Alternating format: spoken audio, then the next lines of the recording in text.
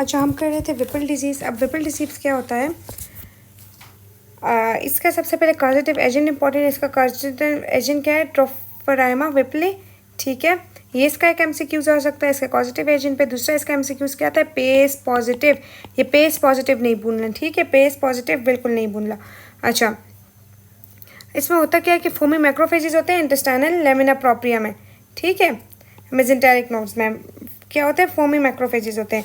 अच्छा, इसमें जो जो सिस्टम्स इन्वॉल्व होते हैं ना, वो देखो, इसमें हार्ट भी इन्वॉल्व है, ऊपर से ब्रेन इन्वॉल्व है, नीचे जॉइंट्स, 3 सिस्टम्स इन्वॉल्व है।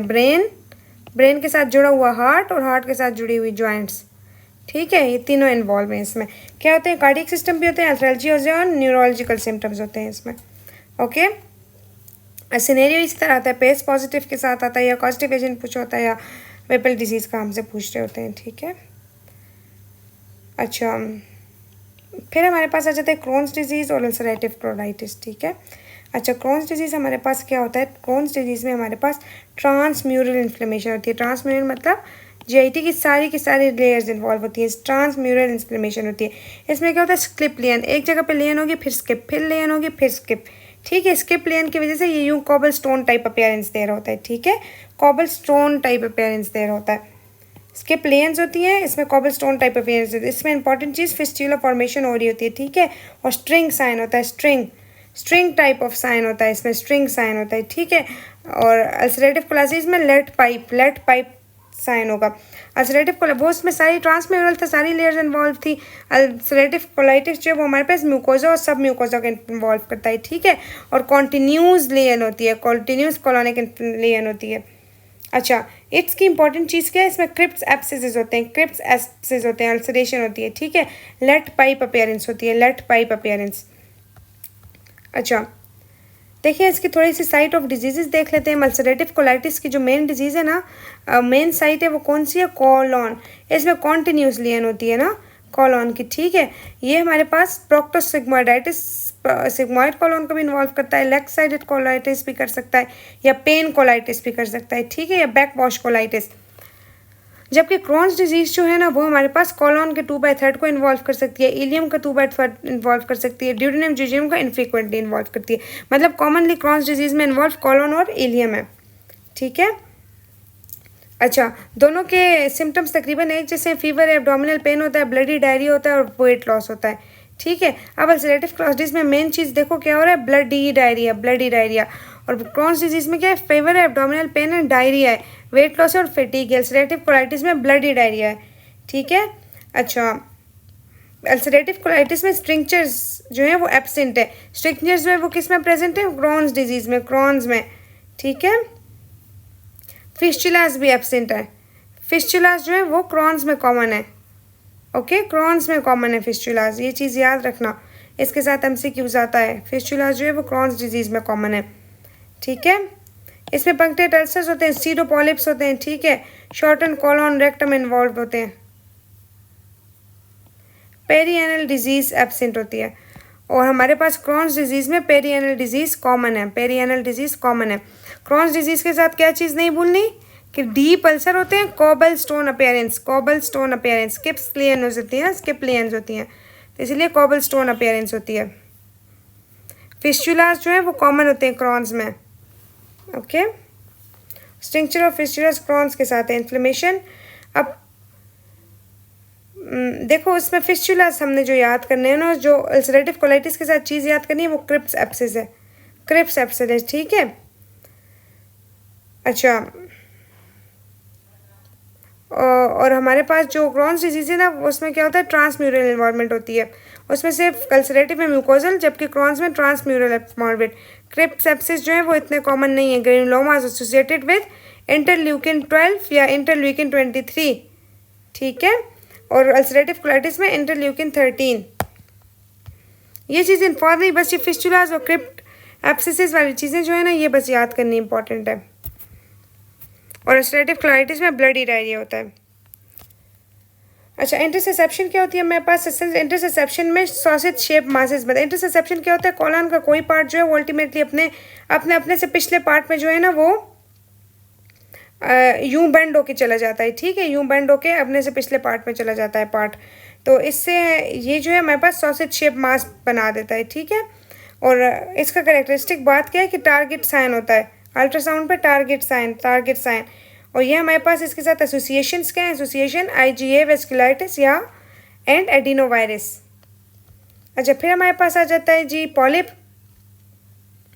अच्छा, पॉलिप क्या होता है, 3 तरह का हो सकता है, विलिस एडिनोमा या ट्यूबुलर एडिनोमा या ट्यूबलोविलिस, ठीक है। जो विलिस एडिनोमा है वो most commonly associated with malignancy है।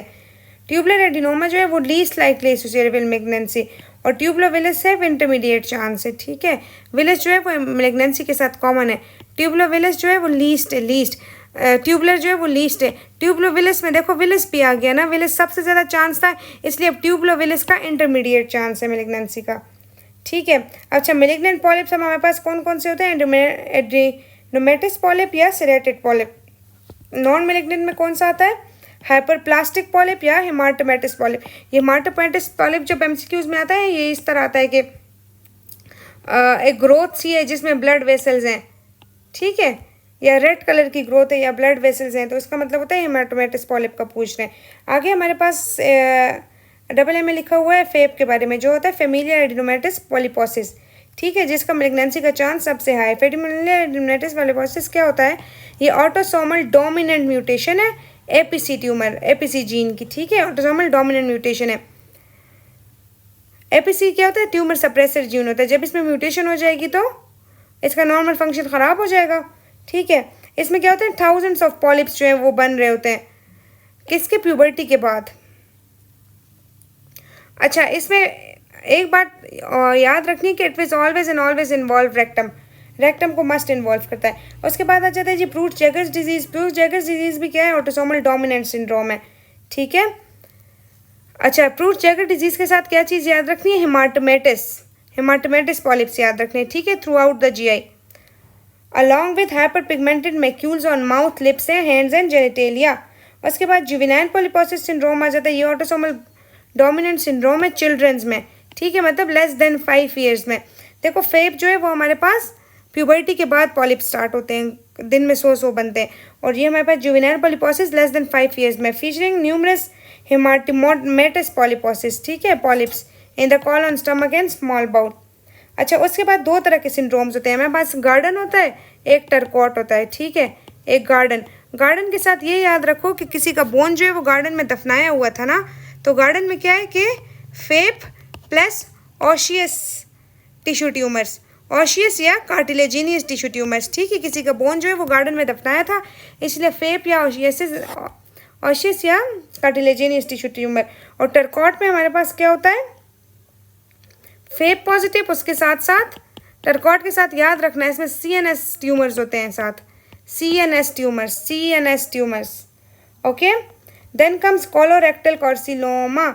अब कॉलोन का कार्सिनोमा, कॉलोन के कार्सिनोमा के बारे में very repeated again and again coming MCQs, कौन सा है, ये CEA पॉजिटिव है, या इस तरह का कोई ट्यूमर है जो CEA पॉजिटिव है, कहाँ का है, कॉलोन का है, ठीक है।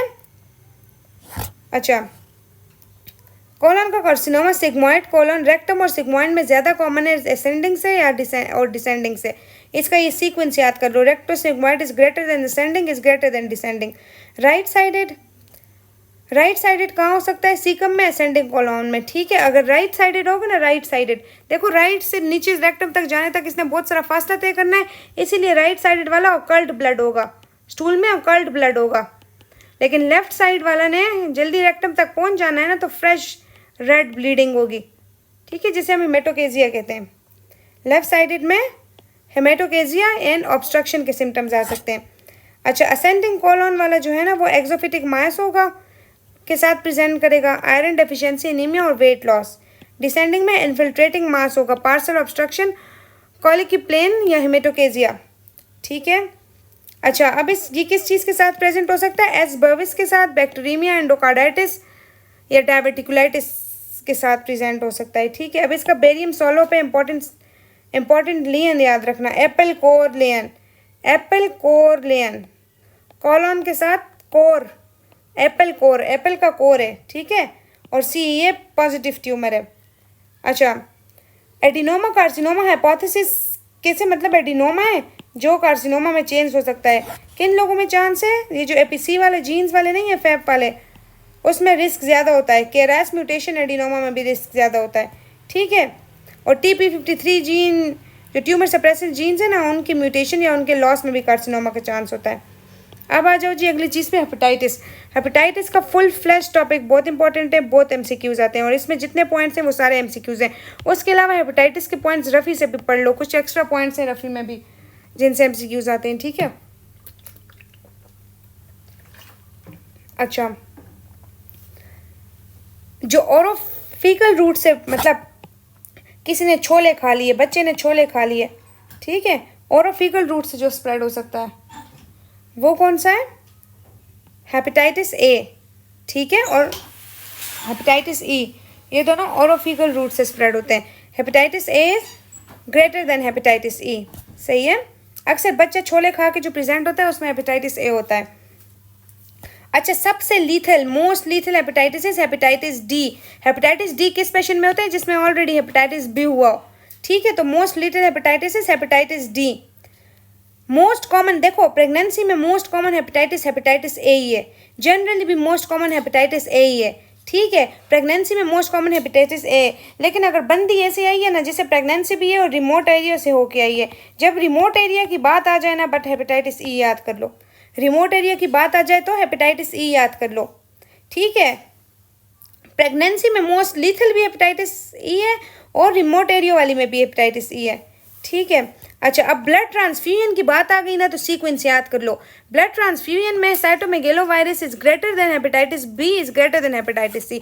अक्सर साइटोमेगेलोवायरस होता है MCQs में ट्रांसफ्यूजन वाले, जब भी ट्रांसफ्यूजन की बात आई तो साइटोमेगेलोवायरस नहीं हुआ तो फिर हेपेटाइटिस बी, ठीक है। फिर हमारे पास सेक्सुअली स्प्रेड भी सबसे कॉमन कौन सा है? हेपेटाइटिस बी भी सेक्सुअली स्प्रेड है। अच्छा, अब हमारे पास हेपेटोसेलुलर कार्सिनोमा की बात आ गई ना, ट्रांसफ्यूजन और हेपेटोसेलुलर कार्सिनोमा दोनों में hepatitis B is greater than hepatitis C. लेकिन जब सिरहोसिस की बात आ जाएगी ना, सिरहोसिस के लिए रट लो, अल्कोहल सबसे कॉमन है। अल्कोहल का ऑप्शन हुआ तो बस वही करना है सिरहोसिस के साथ। अगर अल्कोहल ना हुआ, हमें हेपेटाइटिस की टाइप्स में सिलेक्ट करना हुआ, तो सिरहोसिस के लिए हेपेटाइटिस सी से सिरहोसिस है। Hepatitis C is greater than hepatitis C for hepatic cirrhosis, okay. Carcinoma में हेपेटाइटिस बी है, लेकिन सिरहोसिस में हेपेटाइटिस सी है। अच्छा, नीडल से इंजरी हो गई है, नीडल से, अक्सर सिरिंजेस वगैरह से जो इंजरी हो जाती है हॉस्पिटल में, तो उसमें hepatitis B is common than C is greater than HIV की रेशो सबसे कम है। Hepatitis A and E both are naked viruses, ठीक है। अच्छा, अब थोड़ा सा ये हम हेपेटाइटिस के पीरियड्स का कर लेते हैं कि डिफरेंट इन्फेक्शन, एक्यूट इन्फेक्शन में क्या होगा, सीरोलॉजीज कर लेते हैं बेसिकली, ठीक है। अच्छा, एक्यूट इन्फेक्शन में क्या, देखो एक हमारे पास कोर एंटीबॉडी होती है, एक सरफेस एंटीबॉडी होती है, ठीक है। एक हमारे पास सरफेस एंटीजन होता है, ये इन्हीं के साथ MCQs आता है। अगर हमारे पास सरफेस एंटीजन पॉजिटिव हुआ, ठीक है, और कोर एंटीबॉडी भी पॉजिटिव हुई, लेकिन कौन सी? IgM एंटीबॉडी पॉजिटिव हुई और एंटीजन भी, और कोई भी एंटीबॉडी जो सरफेस एंटीबॉडी है वो नेगेटिव, तो मतलब एक्यूट इन्फेक्शन है, यही दोनों अगर पॉजिटिव है, लेकिन हमारे पास जो कोर एंटीबॉडी है वो IgG पॉजिटिव है और 6 मंथ से ज़्यादा के सिम्टम्स हैं पेशेंट में, तो ये हमारे पास क्रोनिक इन्फेक्शन, ठीक है। विंडो पीरियड्स के साथ MCQs आता है। विंडो पीरियड ऐसा पीरियड है जिसमें सिर्फ और सिर्फ कोर एंटीबॉडी पॉजिटिव होती है और सब कुछ नेगेटिव होता है। विंडो पीरियड में सिर्फ कोर एंटीबॉडी पॉजिटिव होती है। अच्छा, इस रिमोट इन्फेक्शन मतलब पिछला इन्फेक्शन था, इस पे भी आता है MCQs। इसमें सरफेस एंटीबॉडी और कोर एंटीबॉडी दोनों पॉजिटिव होंगी, एंटीजन नेगेटिव होगा, इसीलिए तो पुराना इन्फेक्शन है ना, क्योंकि एंटीबॉडी नहीं, एंटीजन नहीं है। अगर एंटीजन होता तो करंट इन्फेक्शन चल रहा होता, एंटीजन नहीं है, सिर्फ एंटीबॉडी है, तो रिमोट इन्फेक्शन था। अब इसको रिमोट इन्फेक्शन का इम्यूनाइजेशन से कैसे डिफरेंट करोगे? इम्यूनाइजेशन में कोर एंटीबॉडी पॉजिटिव नहीं होगी, सिर्फ और सिर्फ सरफेस एंटीबॉडी पॉजिटिव होगी। किसी बंदे को हेपेटाइटिस इम्यूनाइजेशन हुई है ना, कैसे पता लगाओगे कि सरफेस एंटीबॉडी उसमें पॉजिटिव है, ठीक है। और इनएक्टिव क्रॉनिक कैरियर में क्या होगा? सिर्फ कोर एंटीबॉडी पॉजिटिव होगी, ठीक है। ये चीज़ नहीं आती वैसे, बस ये जो इम्यूनाइजेशन वाला है, पिछला पुराना इन्फेक्शन वाला, ये सारा कुछ आता है, ठीक है, ये याद कर लो। अच्छा, अब क्या AA में क्या लिखा है? Acute infection, hepatitis surface antigen positive, hepatitis E antigen positive anti HBC या कोर एंटीबॉडी IgM पॉजिटिव है, जबकि HBS is negative. Chronic infection HBS antigen positive, E antigen positive, antibody positive, IgG positive है, लेकिन HBS antibody negative है, anti HBS negative. Immune from previous infection, अब previous infection से immune हो चुका है, ठीक है, तो इसमें अब एंटीजन नेगेटिव है, ठीक है। अब इसमें दोनों के दोनों एंटीबॉडीज पॉजिटिव हैं, ठीक है।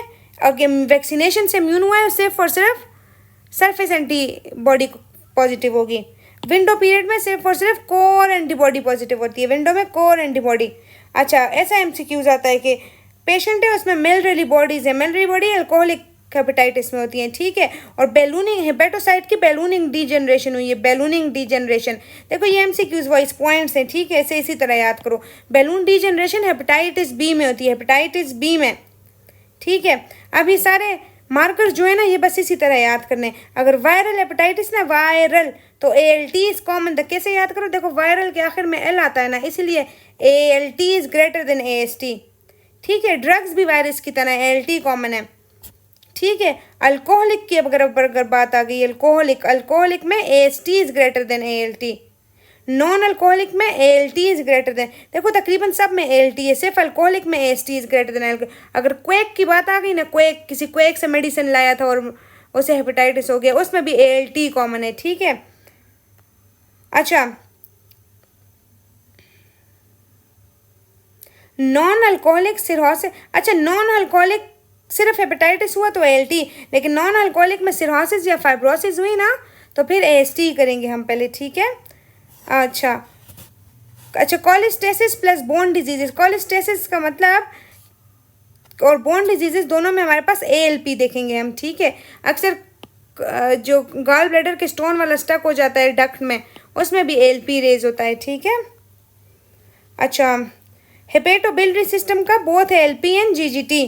प्रेगनेंसी, अगर प्रेगनेंसी की बात आ जाए, अच्छा ये लिखा हुआ है liver diseases plus pregnancy then GGT always.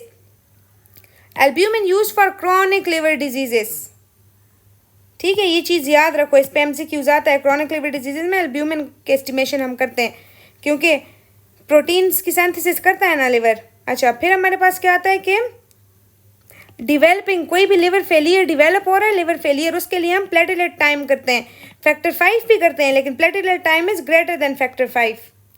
अच्छा, अब किन फॉर्म में कॉन्जुगेटेड हाइपरबिलिरुबिनेमिया होगा और किन में अनकॉन्जुगेटेड हाइपरबिलिरुबिनेमिया होगा, ठीक है। अच्छा, कॉन्जुगेशन लिवर में होती है ना, बिलिरुबिन की कॉन्जुगेशन लिवर में होती है, ठीक है, लिवर में। तो कॉन्जुगेटेड हाइपरबिलिरुबिनेमिया किस में होगा, बिलियरी डिजीज, स्टोन्स वगैरह अगर होंगी, ड्यूबन जॉनसन्स में और रोटर्स में, ठीक है। देखो याद रखो कि ड्यूबन जो है ना, ड्यूबन दुबई से याद कर लो, दुबई, ठीक है। रोटर जो है ना वो दुबई गया है, रोटर, ये MCQs में आता है इसीलिए बता रही हूँ, रोटर दुबई गया है। रोटर सिंड्रोम और ड्यूबन जॉनसन्स इन दोनों में कॉन्जुगेटेड है, ठीक है, ठीक है, कॉन्जुगेटेड, ठीक है। जबकि अनकॉन्जुगेटेड किस में है, हिमोलिसिस में, न्यूबॉर्न में, सिगलर डिजीज, सिगलर नेचर में और गिलबर्ट सिंड्रोम। ये गिलबर्ट और ड्यूबन जॉनसन्स ही हम कंफ्यूज करते हैं, ठीक है। ये गिलबर्ट जो है ना, ये अनकॉन्जुगेटेड वाला है, अनकॉन्जुगेटेड वाला गिलबर्ट है, गिलबर्ट, और ड्यूबन जो है ना वो कॉन्जुगेटेड है। मिक्स्ड किस में होता है, हेपेटाइटिस में और सिरहोसिस में। अच्छा, ये कोलोरेक्टल कार्सिनोमा हमने किया था ना, जनरली मैं पहले देखो स्टेजिंग की जनरल बात कर लेते हैं।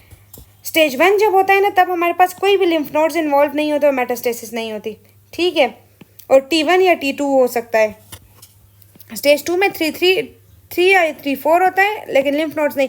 जब भी लिम्फ नोड्स की बात आ जाएगी ना कि लिम्फ नोड्स इन्वॉल्व हैं, लिम्फ नोड्स, तो स्टेज 3 सिलेक्ट कर लेना, ठीक है। अगर लिम्फ नोड्स के साथ साथ मेटास्टेसिस की भी बात है, फिर स्टेज 4 होगी। मेटास्टेसिस नहीं है, सिर्फ लिम्फ नोड्स की बात आती है तो जनरली स्टेज 3 होती है, ठीक है। अच्छा, अब ये हमारे पास कॉलॉन के कैंसर के स्टेज 2 में क्या होता है कि cancer is found only in the innermost layer of the colon और रेक्टम, ठीक है। स्टेज 1 में क्या होगा कि the tumour is grown into the inner wall of the colon और rectum but not growing through the wall अभी तक नहीं गई है, ठीक है। स्टेज 2 में क्या होगा कि नियर बाय टिश्यू को इन्वॉल्व कर, लिम्फ नोड्स को नहीं इन्वॉल्व किया, लेकिन नियर बाय टिश्यूज को इन्वॉल्व कर दिया है। स्टेज 3 में क्या है कि लिम्फ नोड्स को भी इन्वॉल्व कर चुका है। स्टेज 4 क्या होगा कि बाकी लंग्स वगैरह तक भी स्प्रेड हो गया है, दूर दूर के इलाकों में भी स्प्रेड हो चुका है। अंडरस्टैंड?